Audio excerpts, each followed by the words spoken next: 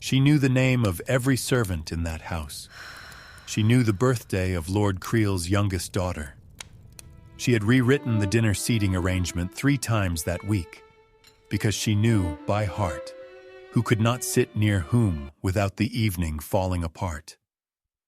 She knew everything about that world, and the man at the head of that table had just introduced her to a guest as though she were a stranger.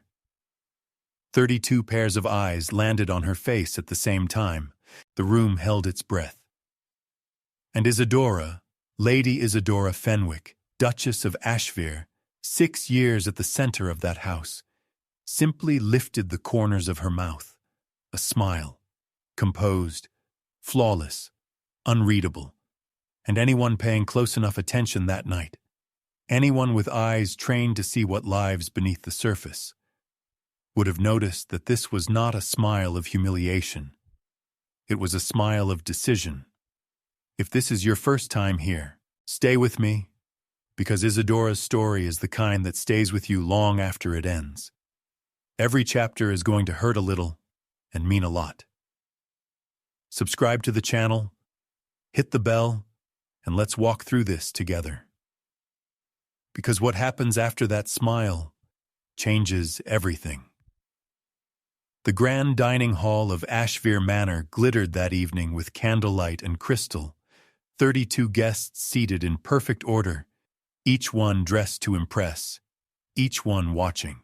It was the kind of dinner that would be whispered about for weeks.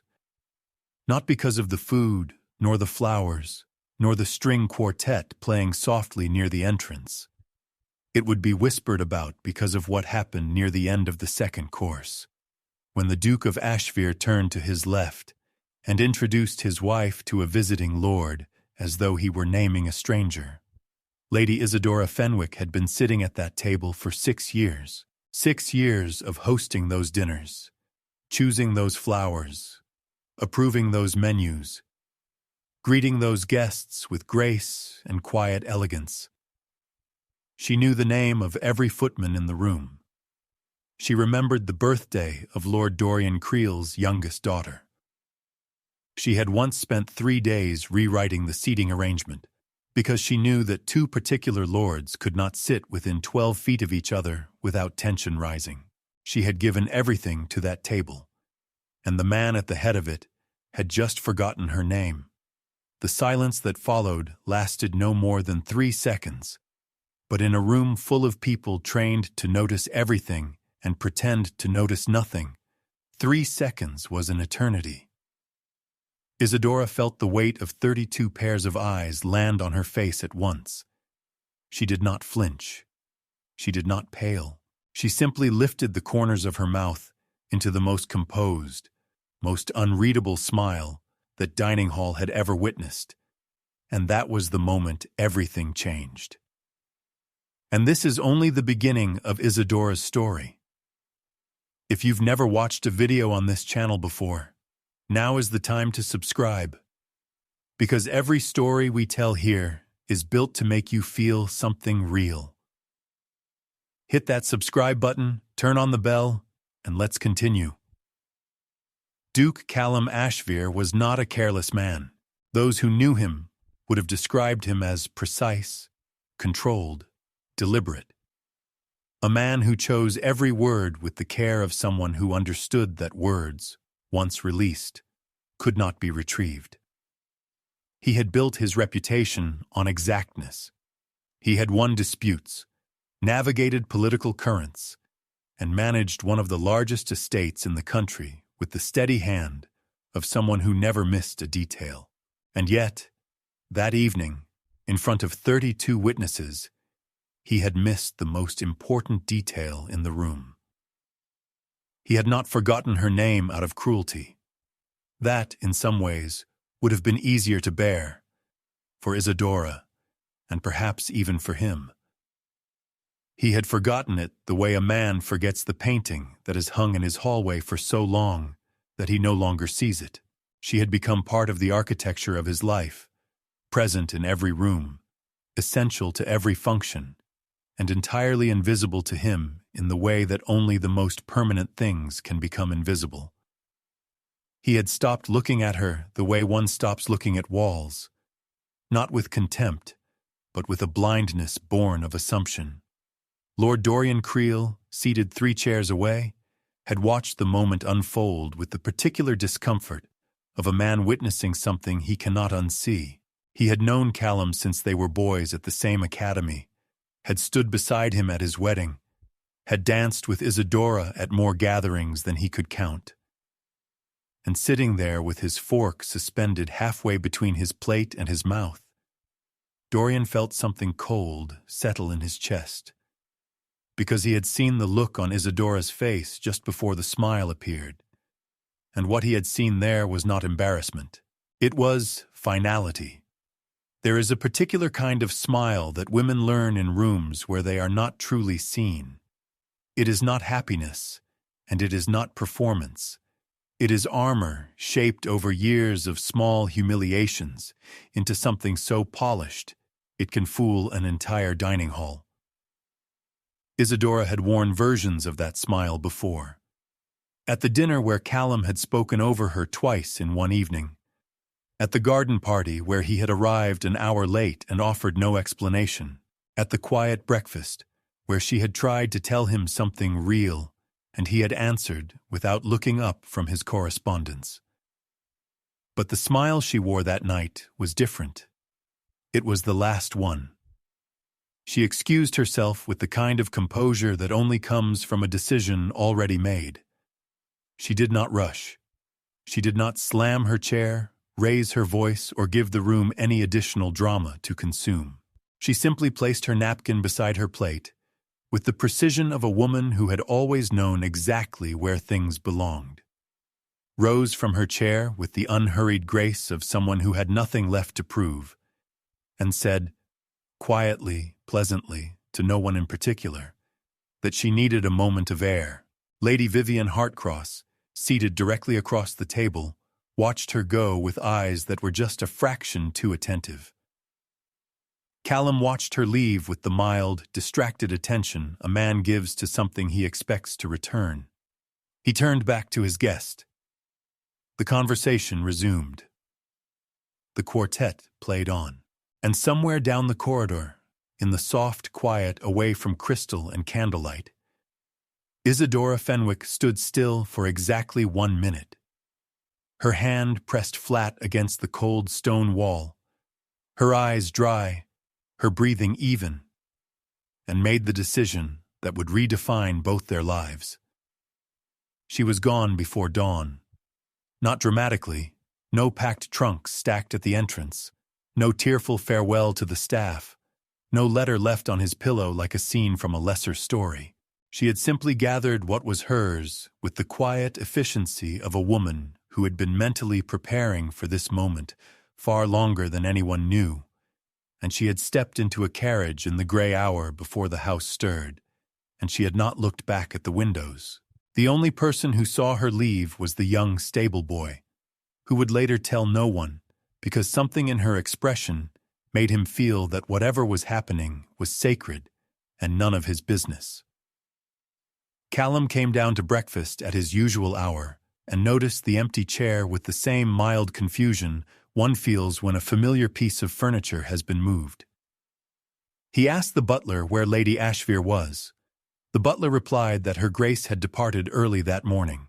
Callum set down his cup. He asked if she had left word. The butler said no. There was a pause in which the entire household, invisibly, collectively, seemed to hold its breath. Then Callum picked up his cup again, unfolded his newspaper, and told himself she had simply gone to visit her cousin in the country. People did that. It meant nothing. But her chair stayed empty through breakfast, and through the morning correspondence, and through the afternoon meetings, and by the time evening came, and the house felt less like a manor and more like a structure made entirely of silence, Callum Ashvere sat alone at the head of a table that had been set for one and understood, with the slow and terrible clarity of a man who has been wrong for a very long time, that this was not a visit to the country. Within 4 days, London knew. Not because anyone had been told, Isidora had not spoken to the press, had not written to friends, had not arranged any kind of public narrative. Society simply had its own mechanisms, its own network of observations and inferences and carefully angled questions at morning calls. And within 4 days, the absence of the Duchess of Ashvere from her own home had been noticed, discussed, embellished, and filed away as the season's most interesting development. The dinner was recalled in precise detail by at least 11 of the 32 guests. The forgotten name was repeated with varying degrees of sympathy and relish. Lady Vivienne Hartcross was mentioned in the same breath as the Duke more than once, always in the tone of a question that pretended to be an observation. Lord Dorian Creel heard 3 separate versions of the story before he had even finished his morning ride on the 5th day. He was not a man who involved himself in gossip. He considered it a waste of intelligence. But this was not gossip. This was the slow collapse of something he had watched being built over years, stone by stone, in the wrong direction. He sent a note to Callum that afternoon. It said only, "Come for dinner." Alone. Callum, who had spent 4 days convincing himself the situation was temporary and manageable, arrived at Dorian's townhouse with the carefully composed expression of a man who did not wish to discuss what everyone wanted to discuss. Dorian poured the brandy and did not waste time. He asked Callum directly what he intended to do. Callum said he intended to give Isidora space and allow her to return in her own time.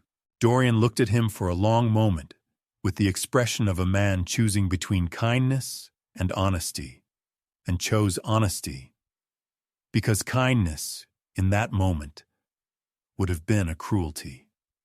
He told Callum, quietly and without drama, that the woman who had left that house 4 days ago was not coming back on her own.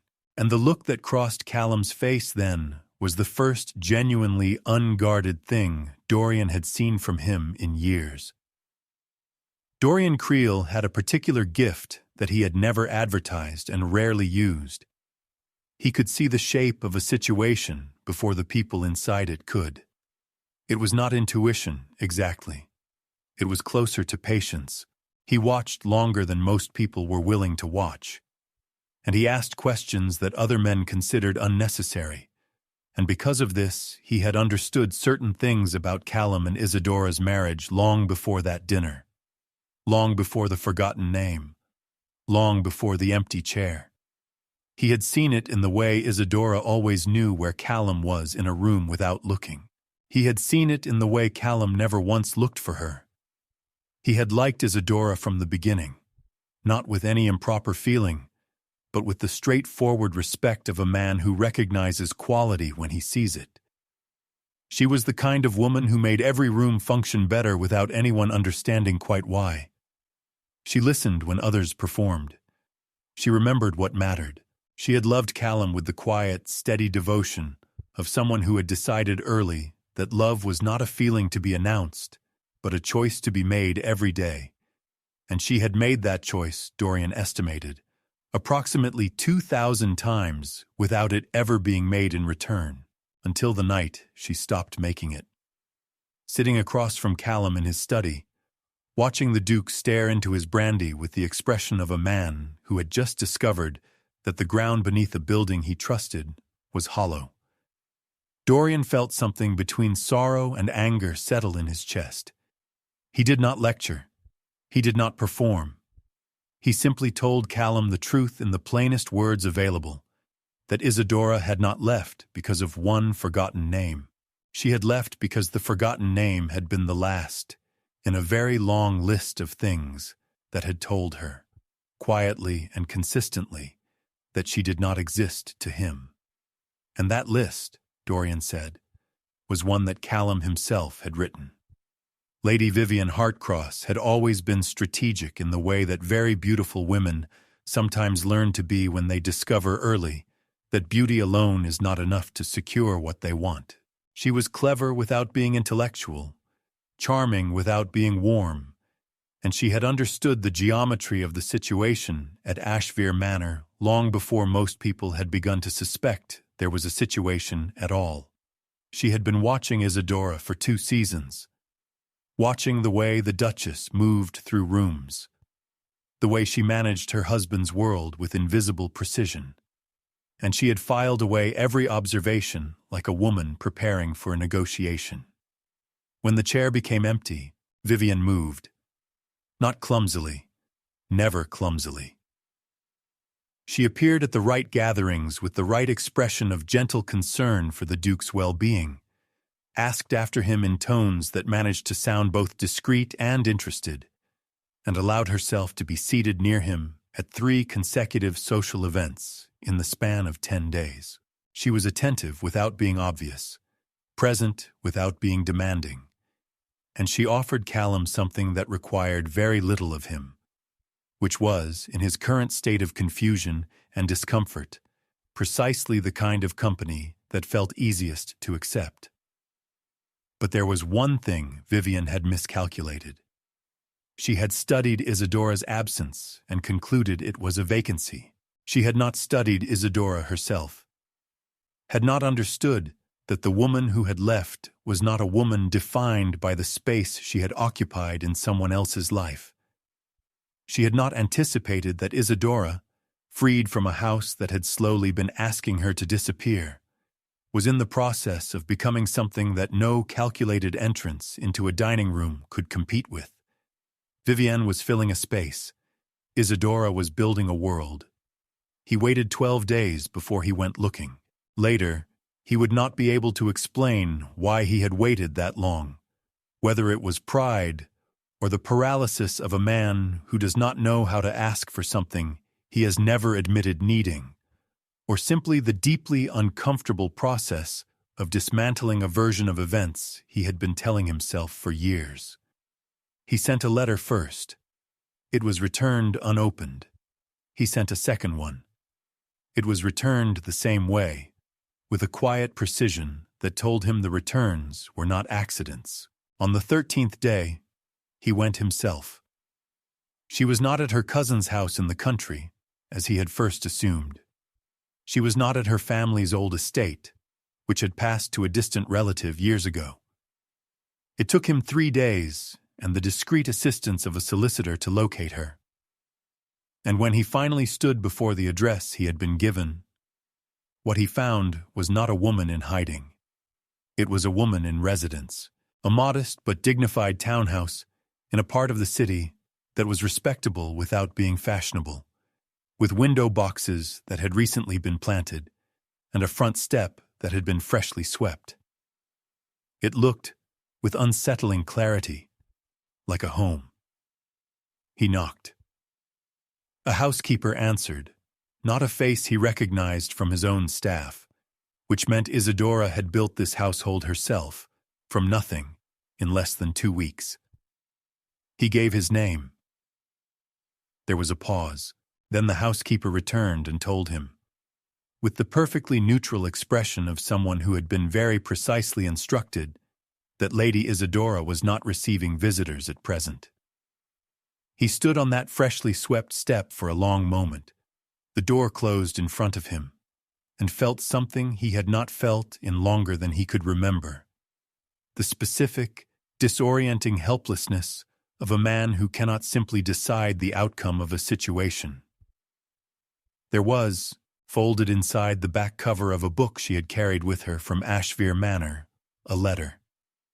She had written it 8 months before the dinner, on a Tuesday in November, during one of those gray afternoons when the house felt particularly large and she felt particularly small inside it.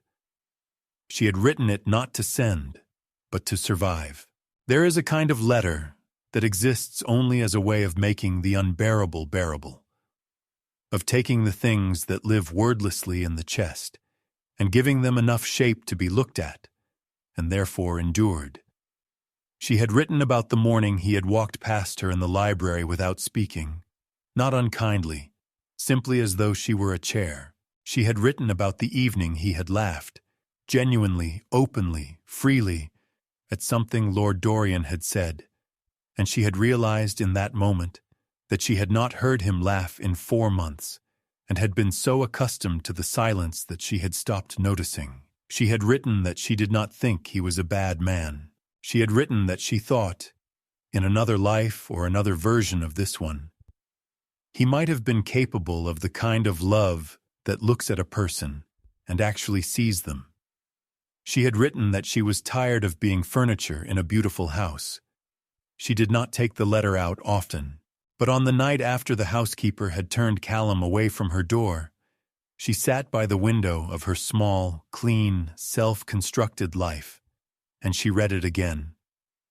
And what surprised her was not the pain in it, which she had expected, but the distance. It read like something written by a woman she remembered clearly but was no longer, and she closed the book and set it aside, and understood that whatever happened next, she was not going back to the person who had needed to write that letter in order to survive a Tuesday in November. Isidora wrote that letter to survive. She never sent it, but I want to ask you something. Do you think she made the right choice by leaving, or do you believe some people deserve a second chance before the door closes forever? Leave your answer in the comments below. I read every single one. And if you haven't subscribed yet, join this community right now. Every week we bring you stories that stay with you long after they end. By the 5th week, Isidora Fenwick, she had quietly resumed her family name, a detail that reached Callum through Dorian like a quiet blade, had established herself in a manner that surprised everyone who had assumed her departure was an act of desperation. She had connections of her own, accumulated over 6 years of managing a duke's social world, that she had never once leveraged for herself. She began to leverage them now. A correspondence with a prominent literary hostess led to an invitation. The invitation led to introductions. The introductions led to a small but significant circle of women and men who valued intelligence, conversation, and the kind of quiet authority that Isidora had been practicing in someone else's house for years. She was not wealthy. Her personal income was modest, and the legal arrangements of her departure were still unresolved in ways that her solicitor handled, so she did not have to think about them every morning. But she was, for the first time in her adult life, entirely the author of her own days. She chose what she read. She chose whom she saw. She chose when to speak and what to say, and there was no dinner to manage, no guest list to curate for someone else's reputation, no smile to construct for a room that was watching her for signs of weakness. She slept better than she had in 3 years. She laughed more than she had in 4, and slowly, in the way that things grow when finally given the right conditions, she began to remember who she had been before she had made herself small enough to fit inside someone else's life. 11. The reunion he did not expect. It was not a planned encounter. Callum had stopped trying to engineer meetings after the 3rd unanswered letter and the 2nd closed door. Not because he had given up, but because Dorian had told him, with the flat patience of a man repeating something for the last time, that pursuing a woman who had chosen silence was not pursuit. It was pressure. And so he had pulled back, which was perhaps the first genuinely unselfish thing he had done in the entire duration of their marriage. He had pulled back, and he had waited. And he had spent those weeks in a state of uncomfortable self-examination that felt like learning to walk on a leg that had been broken and reset. He saw her at a literary gathering hosted by a woman whose name he vaguely recognized from Isidora's old correspondence. He had accepted the invitation for reasons he had not examined too closely. He told himself it was a matter of social obligation, which was the kind of lie that a man tells himself when the truth is too direct to be comfortable. And then he walked into the room and she was there, standing near the window with a glass of wine and a conversation partner who was laughing at something she had just said.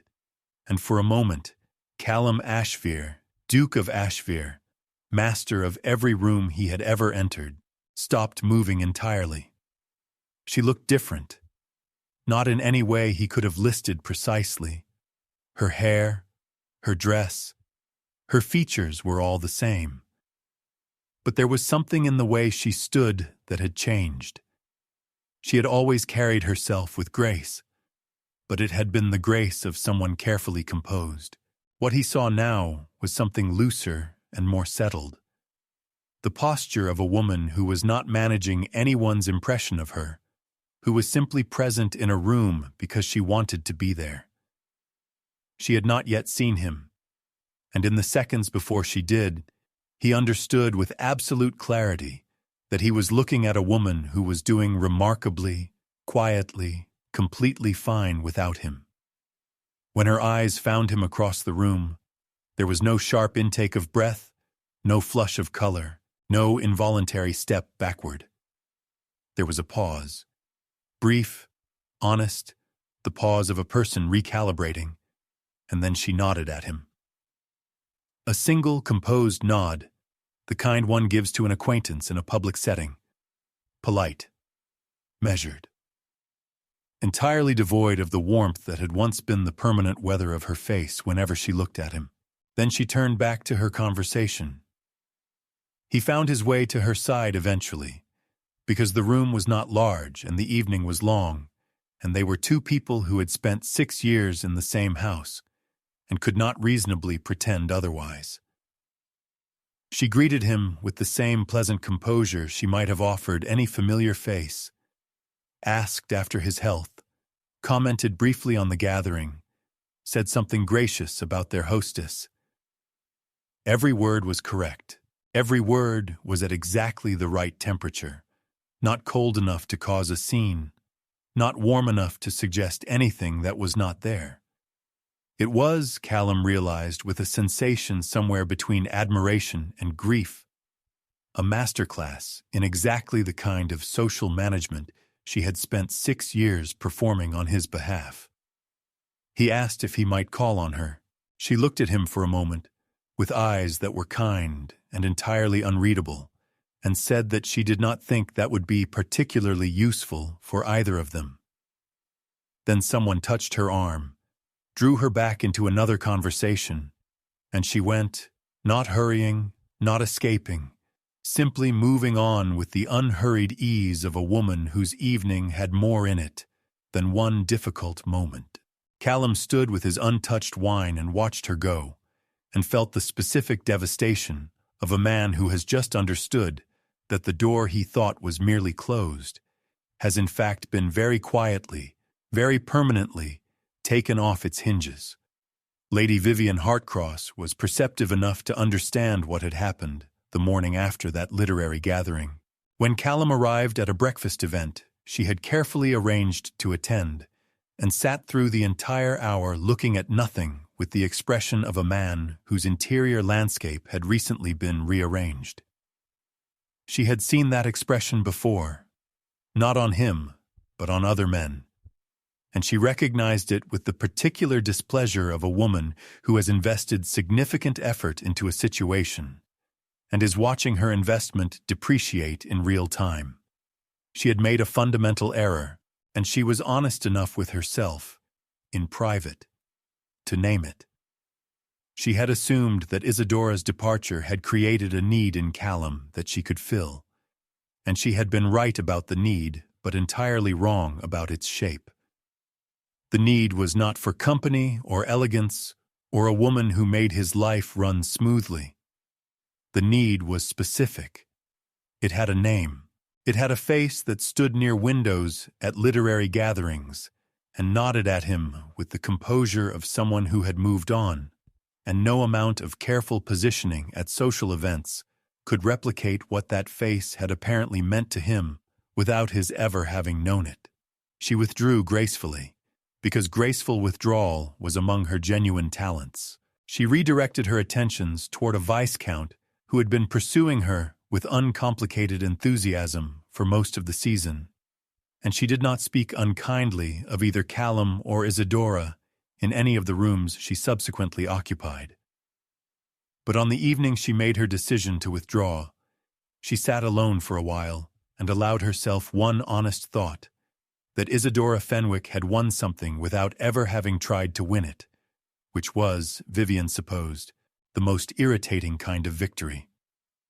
He tried in the ways available to him, which were, he was discovering, far fewer than he had always assumed. He sent a letter that was not returned this time, which he chose to interpret as progress, and which she later confirmed she had read, which he also chose to interpret as progress. He attended 2 more gatherings where she was present and conducted himself with the careful restraint that Dorian had prescribed. Present without pressure, available without demanding. He did not follow her across rooms. He did not engineer extended conversations. He was, for perhaps the first time in his adult life, trying to deserve something rather than simply expecting to receive it. She was not cruel to him. That, in some ways, made it harder. Cruelty would have given him something to push against, some drama to navigate, some moment of high emotion in which things might be said that could then be addressed. Instead, she was consistent, warm enough to be civil, distant enough to be clear, and entirely unwilling to pretend that civility meant the same thing as the door being open. When he finally managed a longer conversation at a garden party in the 3rd month, she listened to him with genuine attention and responded with genuine thoughtfulness, and at the end of it, he felt simultaneously closer to her and further from what he wanted than he had felt at any point since she had left. He told Dorian afterward that he did not know how to do this. Dorian asked him what this was. Callum sat with the question for a long moment, and then said, with the difficulty of a man speaking a language he had never been taught, that he did not know how to show someone something he had spent his entire life not showing anyone. Dorian refilled his glass and said nothing, because sometimes the most useful thing a friend can do is allow a man to sit with what he has just admitted without rushing to make it easier. It was a Tuesday evening in early autumn when Dorian finally said the thing he had been constructing for weeks, choosing the words with the care of a man who knows that what he is about to say cannot be unsaid and must therefore be said exactly right. They were in Dorian's study, the fire going, the brandy poured, and Callum was in the middle of explaining, again, his most recent attempt to reach Isidora and why it had not produced the result he had hoped for. Dorian listened to the end. Then he set down his glass. He told Callum that the problem was not strategy. It was not timing or approach, or the right words in the right setting. The problem, Dorian said, was that Callum was still, even now, approaching Isidora as a situation to be resolved rather than a person to be seen. He was trying to win her back the way he managed an estate dispute, with patience and method and the reasonable expectation that sufficient effort would produce the desired outcome. And Isidora, Dorian said, was not an outcome. She was a woman who had spent 6 years being treated as a function and had left, and what she needed to see, if she was ever going to believe anything had genuinely changed, was not effort. It was transformation. And transformation, unlike effort, could not be performed. Callum said nothing for a long time. The fire shifted. Somewhere outside, a carriage passed on the street. Then he asked Dorian quietly and without any of his usual composure whether Dorian thought it was too late. Dorian looked at him, at this man he had known for 30 years, who had built walls so early and so well that he had eventually forgotten they were walls and begun to mistake them for his actual character. And he said that he did not know. That was the honest answer. He did not know. But he told Callum that the only way to find out was to stop trying to solve the problem and start trying to actually become the person that the solution required him to be. It was not a dramatic night. There was no storm, no crisis, no external event that forced the reckoning. which was perhaps why it arrived with such completeness. He was alone in the main dining room of Ashvere Manor, sitting at the head of a table that seated 32, eating a solitary dinner that the kitchen had prepared with the same precision it had always prepared everything, because the staff ran on the rhythms Isidora had built, and those rhythms continued even in her absence, like a clock still ticking in an empty room. He looked at the chair to his left. He had been avoiding looking at it for months, a small, unconscious act of self-protection that he had not even recognized as such until that moment. He looked at it now, and he did not see an empty chair. He saw 6 years of dinners at which she had sat there and made everything around her work. He saw the seating arrangements she had rewritten, the names she had remembered, the quiet word she had offered a flustered footman that had kept the entire evening from unraveling. He saw the 100 small ways she had given herself to a life that had never once turned to look at her giving. And he understood, with the full and unguarded force of a man who has finally stopped defending himself against his own understanding, that he had not lost a wife. He had lost the person who had been, without his knowledge or gratitude, the actual architecture of everything he had taken for granted. He sat at that table for a long time after the plates were cleared. The candles burned low. The house settled into its nighttime quiet around him, the particular quiet of a place that functions perfectly and feels completely hollow. And Callum Ashvere did something he had not done since he was a boy. He did not reach for composure. He did not construct the next move. He simply sat with what he had done, and what it had cost, and what it said about the man he had been, and he let it be exactly as heavy as it was. He did not go to her with words. He had used words, carefully chosen, well-constructed words, and they had landed with all the impact of letters returned unopened, because she had heard his words for 6 years and had learned, accurately, that his words and his attention were not the same thing. He went instead to her solicitor, and he made arrangements that required him to surrender things he had never surrendered. Not money, though that was part of it, but control. The legal independence she had been quietly, painstakingly negotiating for herself, he simply gave. No conditions, no clauses, no architecture of obligation that would require her to remain in proximity to him in order to be secure. Then he did something smaller, which was in its way larger.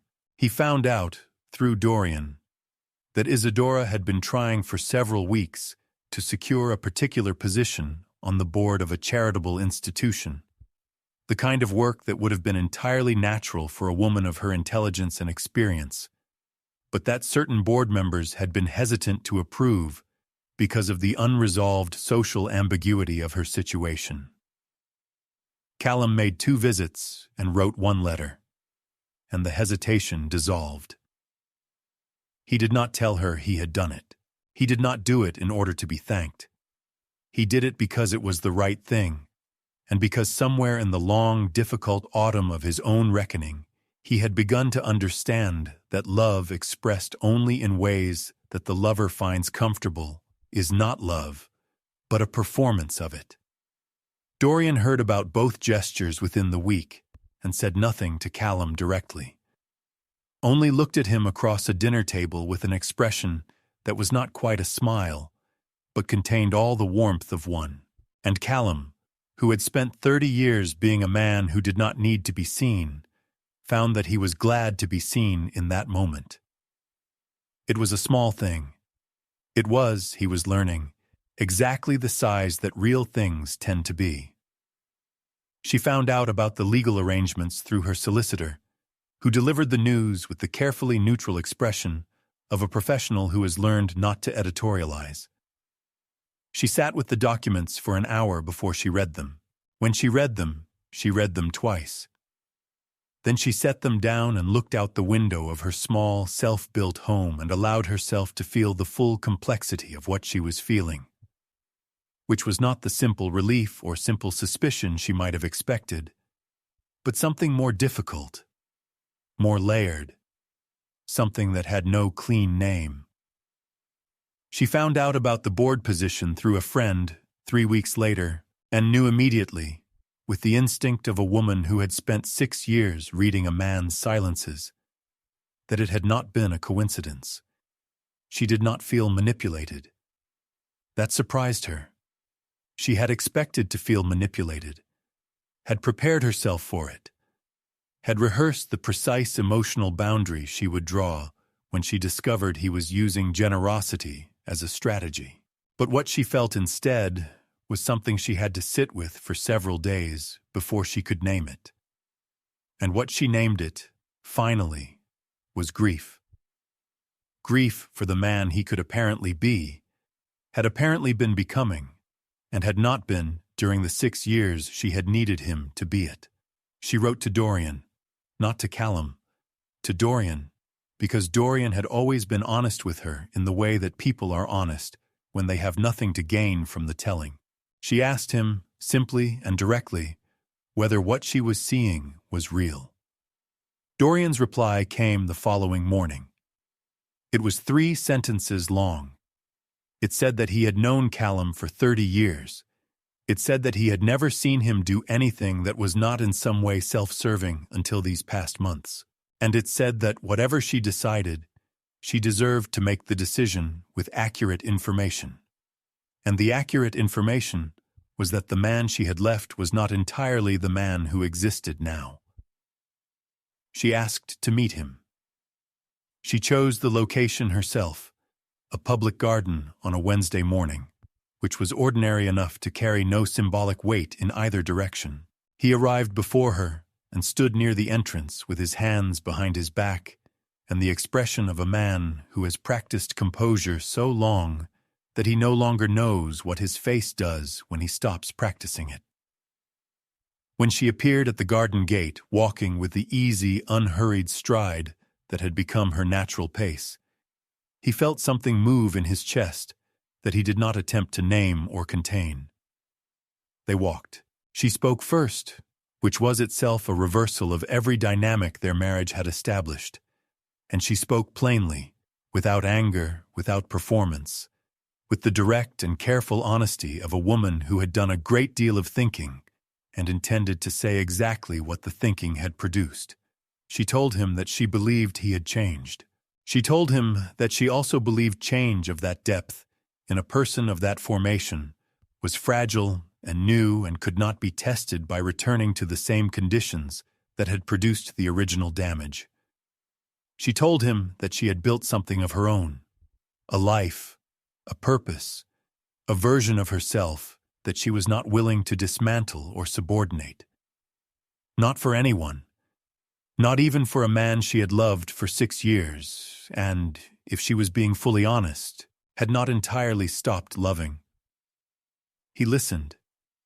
He did not interrupt, did not defend, did not reach for the composure that had always been his first response to anything that required him to be vulnerable.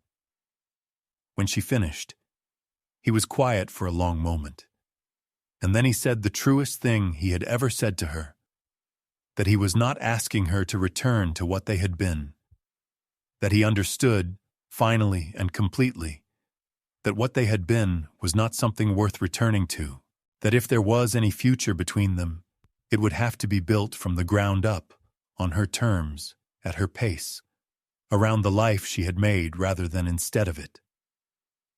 And then he said that he did not know if she would give him that, and that he understood entirely if she did not, but that he needed her to know he was asking. They did not have a grand reconciliation in a ballroom. There was no dramatic declaration before an audience of 32, no public reversal of the humiliation that had started everything. What happened instead was quieter and more permanent. A series of small meetings in that same public garden over the following weeks. Conversations that were honest in ways their marriage had never been. A gradual and careful reconstruction of something that had never properly been built in the first place. She did not move back to Ashvere Manor. That was her condition, stated clearly and accepted without negotiation. She kept her house, her board position, her name, her independence. He came to her. He attended her gatherings instead of expecting her to manage his. He learned the names of her friends. He listened when she spoke in rooms, and he did not speak over her. And when she said something worth laughing at, he laughed, openly, genuinely, the way she had once heard him laugh with Dorian and had felt the distance of like a physical thing. When society eventually noticed that the Duke of Ashvere was regularly seen at a modest townhouse in an unfashionable part of the city, sitting in window light reading while his wife, his estranged, independent, quietly formidable wife, held a meeting in the next room, the gossip it generated was of a different quality than before. Lord Dorian Creel attended the small private dinner, at which Isidora finally agreed to let Callum call it a courtship. No fanfare, 4 people, a table that seated 6 and felt exactly full. He raised his glass and said nothing elaborate, because the moment did not require elaboration. What it required, and what it had always required, was simply this: to be seen. Isidora caught his eye across the table and smiled. And it was not the smile she had worn at that first dinner, the one made of composure and finality and 6 years of accumulated silence. It was the other kind, the kind that does not need to hide anything, because there is nothing left to protect against. It was, everyone at that small table understood without saying so, the beginning of something that had taken a very long time and a very great deal of loss to finally, honestly, start. Isidora never asked to be chosen. She simply stopped making herself small, and that changed everything. If her story stayed with you, here's what you can do.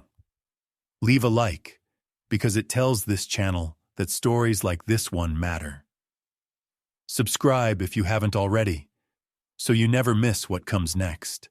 And share this with someone who needs to hear today that walking away with dignity can be the beginning of everything, not the end. Every story ends. The next one is already here.